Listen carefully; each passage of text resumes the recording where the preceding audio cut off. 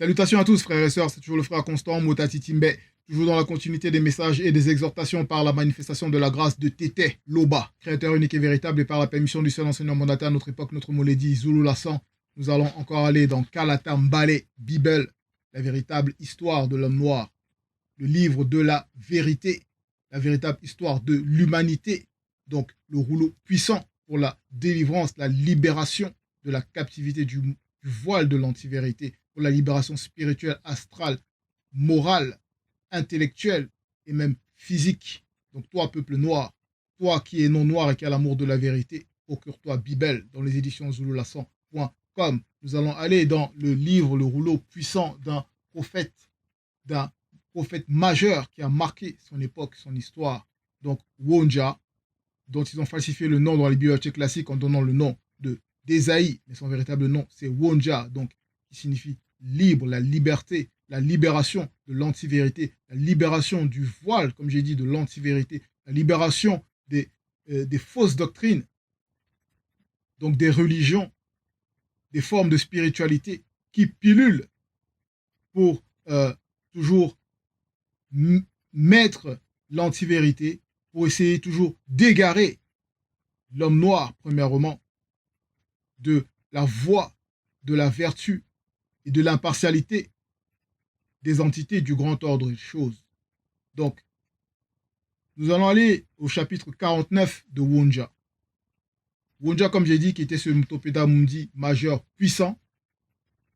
Donc, un Mtopeda Mundi, donc c'est un prophète donc, qui parle de la part du Mundi et par le Mundi. Donc, le titre de son livre, c'est Prise de contact et vision du futur. Prise de contact déjà par rapport au spirituel, car le Mtopeda Mundi, donc il va parler de la part de l'esprit. Ici donc, Wonja, donc il est en contact avec Mutatedi, donc qui est l'entité qui guide et qui intronise les initiés. Donc le Mdiedi, Mdiedi la Bediediba Dubisabe. Voilà, c'est Mutatedi qui parle donc à travers Wonja. Et Wonja, donc, il va avoir des visions. Sachant que pour ceux qui ne savent pas, donc une vision, c'est de voir avec les yeux de son esprit. Et déjà, donc, pour pouvoir donc voir avec les yeux de son esprit, il faut déjà que le plan spirituel puisse ouvrir les yeux de l'esprit. Car ce n'est pas de soi-même qu'on ouvre ses yeux spirituels, qu'on peut voir par les yeux de son esprit. Et Wonja, donc, prise de contact, il aura cette prise de contact par le spirituel pour prendre aussi contact par rapport à ceux du visible. Donc, aux non-initiés, ceux qui ne connaissent pas la vérité, ceux qui ont besoin de recevoir donc cette nourriture pour pouvoir marcher selon la vérité, être initiés pour pouvoir entrer dans le chemin qui mène au salut. Donc, il y a cette prise de contact-là. Et ici, donc, Wonja, il aura des visions, donc des prophéties, il va manifester des prophéties, des oracles, à travers différentes époques pour pouvoir aussi avertir le peuple, afin que le peuple puisse prendre conscience de par les écrits de ce qui a été annoncé jadis, qui s'est manifesté, pour que la foi aussi augmente et la crainte du respect qui est dû à l'Oba soit encore plus fortifiée. Donc, nous allons aller, comme j'ai dit, donc, au chapitre 49 du verset 1 à 7 à la page 540, donc Kalatambale, Bible. Wonja, donc, il dit, écoutez-moi, vous qui poursuivez la justice, virgule, qui cherchez le verbe de l'Oba. Donc ici, Wonja, il s'adresse au peuple. Il s'adresse à toi, mon frère, toi, ma soeur, toi, le non-noir qui recherche la vérité. Wonja, ici, s'adresse. Toi qui poursuis la justice, donc toi qui as reçu la grâce de marcher selon la vérité, d'arpenter ce chemin qui mène à la sanctification, le chemin de la sanctification. Donc, qui manifeste au quotidien, qui souhaite manifester pleinement dans ton quotidien la justice issue du verbe de l'Oba. Toi qui recherches le verbe de l'Oba, qui te pose des questions sur la création, qui te pose des questions sur les manifestations dans le visible, qui te pose des questions par rapport aux anomalies que tu peux voir, des choses que tu ne comprends pas. Donc toi qui cherches la vérité, car le verbe de Loba, c'est la vérité, est la vérité. Wonja ici poursuit dans le verset 1, il nous dit, portez les regards sur le rocher, rocher avec R majuscule, d'où vous avez été spirituellement taillé, virgule. Donc le rocher, c'est quoi? Donc c'est le fondement. C'est la seule doctrine. Oui, effectivement, c'est la seule doctrine.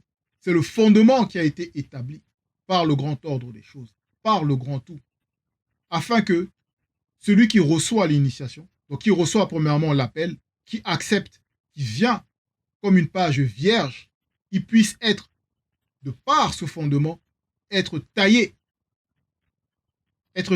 pour être donc agréable au verbe de Loba. Virgule, sur le creux de la fosse d'où vous avez été tiré. Donc ce creux de la fosse va représenter ici comme un moule où on va, donc à partir de ce moule-là qui a été taillé, donc on va extraire donc ce qui a été moulé, donc on va démouler. Ici, ça va représenter donc celui qui a cheminé dans l'initiation, qui s'est dépouillé donc de sa mauvaise nature et qui est présentable selon le verbe maintenant pour représenter ce qu'il a reçu. Donc en tant que, on va dire d'abord premièrement, non initié gracié pour nous et initié. Donc Wonja, il appelle déjà à être conscient du cheminement qu'on a pu manifester pour ceux qui ont eu la grâce. Verset 2, il dit, ainsi, le verbe de Loba a compassion de Wumalombe, virgule. Wumalombe, c'est quoi? C'est le lieu élevé. Comme on peut voir dans Mienge 132, du verset 7, 7 au verset 8, où il est dit, par rapport à Wumalombe, que c'est, on va lire le verset, oui, Loba a aussi établi Wumalombe, donc le lieu élevé, par son verbe, deux points. C'est aussi un lieu de passage connu par les initiés. Donc on voit que Wumalombe, c'est ce lieu de passage connu par les initiés. Connu par les initiés, c'est-à-dire que c'est comme une porte, comme un raccourci, un chemin secret par rapport à l'initiation et par rapport aussi à ce que ceux qui marchent selon la justice vont être manifestés à travers cette porte-là, à travers cette initiation. Donc on poursuit, toujours dans le verset 2. Il a compassion de toutes ces ruines, virgule, point virgule, parce qu'à une époque, donc, la ruine, ça va symboliser donc, la désolation, ça va symboliser le fait de ne pas marcher selon la vérité, ça va symboliser le fait de ne pas avoir donc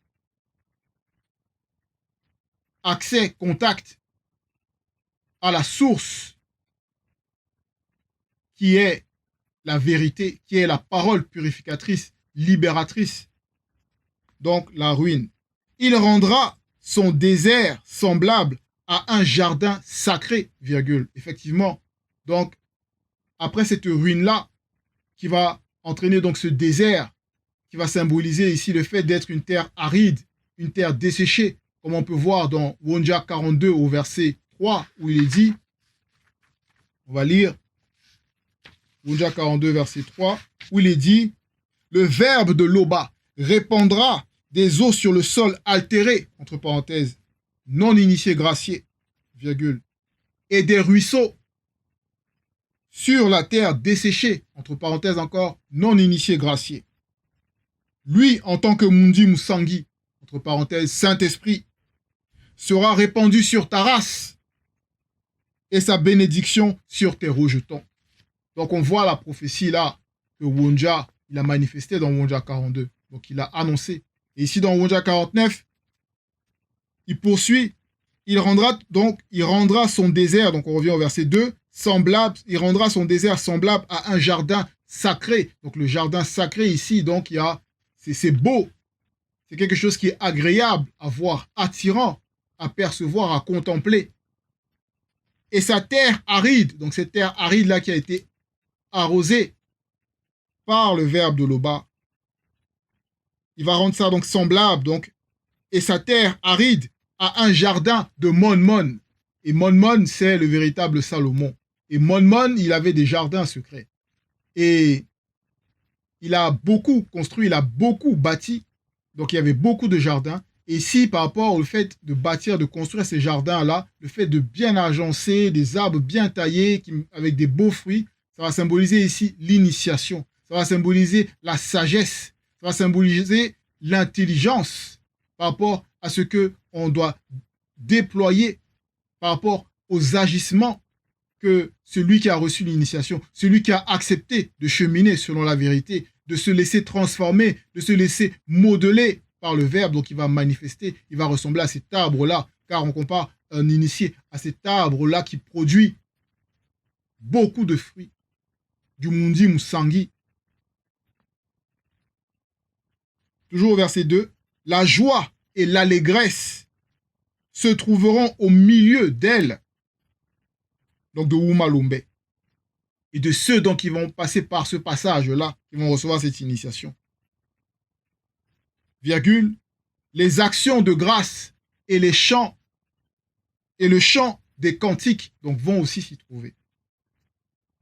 Donc les actions de grâce, par rapport à que ce soit les chants qu'on va manifester, les bonnes œuvres, l'entraide fraternelle selon la vérité, toutes ces actions-là qui rendent grâce de ce qu'on a reçu par la manifestation de la grâce de Tété. Et les chants, on voit même les chants, on voit les frères et sœurs de la Tanzanie, on voit les chansons qui manifestent, on voit aussi dans la bergerie, où nous sommes tous réunis par la manifestation de la grâce de Tété, en conférence de chant, où on élève la voix, on chante. Et ces chants, par la permission du Verbe qu'on reçoit, qu'on apprend, qu'on retient, ils nous alimentent aussi dans notre quotidien par rapport aux situations qu'on peut traverser. Donc on va chanter, on va louer l'Oba. Donc les chants des cantiques. Verset 3, il est dit, peuple initié, sois attentif. Nation originelle, prête attention. Donc la nation originelle, on sait que le peuple noir est l'homme originel. Donc les différents peuples noirs, prêtez attention. Car Kalatambale, Bible, c'est notre histoire qui a été restaurée. C'est la seule Bible authentique, la vérité authentique qui a été restituée, restaurée par le seul enseignant, Zulu Lassan, à notre époque. Donc, prêtons attention. Peuple initié, sois attentif. Nation originelle, prête attention, car la loi sortira de Wassé. Donc Wassé, c'est ce qu'ils vont dire Afrique, mais le véritable nom de ce qu'ils ont nommé à une époque donnée Afrique, par rapport à Africa, donc cette déesse, cette démone. Voilà. Le véritable nom, c'est Wassé. Car la loi sortira de Wassé, virgule, et sera rétablie pour être la lumière des peuples noirs non initiés. Pour être la lumière des peuples noirs non initiés. Point. Car nous savons même que par rapport à la lumière ici des peuples noirs, Wonja, donc, cette lumière-là a été établie par rapport à ça. Car, comme on peut voir au verset 6 du chapitre 7, où Moutate dit, c'est peu que tu sois le serviteur de Tété pour relever les nations, pour relever les tribus non initiées de Tindi et pour ramener le reste des non initiés, graciés de Tombonebila. Je t'établis pour être la lumière des peuples noirs, virgule, pour porter le salut jusqu'aux extrémités du continent. Et continent, c'est avec C majuscule, car c'est le seul continent. Donc, voici le Mounielé. Donc, on dit, en tant que Mutopeda Mundi, majeur, ou Mutopeda Mundi, il va représenter cette lumière-là, qui va éclairer, qui va amener cette initiation. Et à travers donc cette initiation-là, c'est quoi cette lumière derrière? C'est la loi du verbe de Loba. C'est la loi du verbe de Loba. Donc la loi sortira de Wassé. Verset 4. La justice est proche, virgule. Le salut va paraître. Donc la justice avec J majuscule et le salut avec S majuscule. Donc le salut va paraître et les initiés en chef jugeront les peuples non initiés, point virgule. Les habitants connus des îles du continent espéreront au verbe de l'Oba. Ils se confieront en lui. Et c'est ce que nous voyons par rapport à cette époque de la prophétie. Car un peu partout, même au niveau des îles de Wassé, des fragments du continent, du seul continent, Mounielé, différents peuples de Noirs, des îles dispersées jadis par Mundima Beko qui s'est dit, par rapport au châtiment qui a été manifesté, on peut voir même dans Origine 11, par rapport à ce qui s'est passé, par rapport à l'action des non-initiés qui se sont écartés et qui ont voulu établir un nouvel ordre mondial. Donc il y a un châtiment qui a été manifesté. Mais ici donc, Wonja nous dit, notre époque est manifestée. Il nous fait prendre conscience de ce que l'on vit actuellement. Car il y a la manifestation de la grâce. Et dans cette manifestation de la grâce-là, il y a la justice qui est manifestée. Et il y a le salut qui paraît. Et les non-initiés, les initiés en chef jugeront les peuples non-initiés. Donc comme on peut voir, l'initié en chef consacré qui est à notre époque, donc Zulu Lassan, donc lui, il juge, car c'est un initié en chef consacré. Il expose les manifestations qui ne sont pas selon la vérité. Donc, il tranche, il retire l'ivraie pour nous présenter la vérité. Car comme il est venu à notre époque pour enlever le voile de l'antivérité, pour montrer là où il y a l'anomalie, montrer là où il y a la contradiction, nous faire comprendre que là où il y a la contradiction, il n'y a pas la vérité. Donc il nous présente la vérité pure, authentique, sans tâche, sans erreur, sans contradiction. Kalatambale. Betidedi Babou Sangi. Donc les véritables écritures saintes. On poursuit au verset 5. Il est dit, levez les yeux vers le ciel, virgule, et regardez spirituellement en bas, sur la terre. Donc il faut d'abord s'élever spirituellement. Il faut bien observer ce qui se passe. Car les cieux s'évanouiront comme une fumée. La terre se déchirera en lambeaux comme un vêtement. Et ses habitants qui n'ont point reçu la grâce périront. Mais le salut issu du verbe de l'Oba ne finit point. Et sa justice n'a point de fin. Donc on voit, il y a des civilisations, il y a des époques qui sont passées, qui pensaient qu'ils marchaient selon la vérité, qui pensaient qu'ils agissaient selon la manifestation de la volonté de l'Oba, qui pensaient qu'ils agissaient dans la soumission des préceptes du verbe de l'Oba, mais pourtant ils étaient égarés. Ils étaient égarés. Donc tout ce qu'ils ont manifesté là, ça a passé. Ça n'a servi à rien. Et nous avons la grâce à notre époque d'être conscients de ce qui est en train d'être manifesté. De ce que la justice et le salut sont au-delà du temps et de l'époque que nous vivons. Car c'est établi par le verbe de l'Oba. Donc au verset 5, on voit donc qu'il y aura des manifestations. Déjà qu'il y a eu des manifestations par rapport à ce que Wonja ici disait. Le déchirement de la terre, comme d'un vêtement qu'on déchire en lambeaux, on voit qu'il y a eu la fragmentation. Et ça se poursuit encore. Parce que de ce que Mundima Beko qui s'est dit, qui est l'entité des châtiments en charge du domaine de la nature, a fracassé la face du continent. Bah! Donc il y a encore là les ondes, les répercussions. Mais Wunja nous amène ici à prendre garde. Au verset 6, c'est pour ça qu'il nous dit « Écoutez-moi, virgule, vous qui connaissez la justice. » Donc nous qui avons accès à la connaissance interdite pour pouvoir marcher selon la justice, manifester la justice, virgule. Peuple qui a la loi du verbe de l'Oba dans l'esprit. Donc nous qui avons reçu cette semence dans notre esprit, qui l'hébergeons. Ne craignez pas l'opprobre des blancs et des sangs mêlés.